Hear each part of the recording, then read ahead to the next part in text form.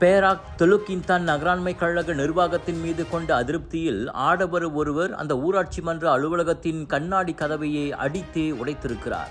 நேற்று காலை 10-15 மணி அளவில் நிகழ்ந்த அச்சம்பவத்தின் வீடியோவும் வைரலாகியுள்ளது.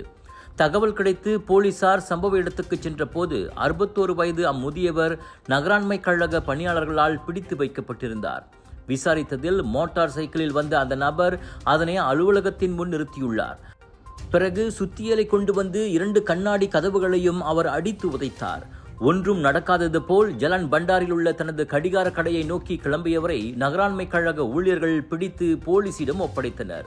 ஒவ்வொரு ஆண்டும் சித்ரா பௌர்ணமியின் போது தனது கடையின் முன்புறம் நகராண்மை கழகம் கூடாரம் போடுவதால் ஏற்பட்ட அதிருப்தியாலேயே தாம் அவ்வாறு செய்ததை அம்முதியவர் போலீசிடம் ஒப்புக்கொண்டார்.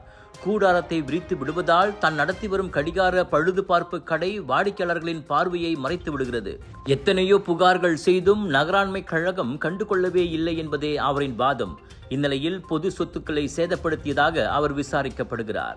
அவரை தடுத்து வைக்க இன்று நீதிமன்ற ஆணை பெறப்படும் என தெலுக்கின்தான் போலீஸ் கூறியது.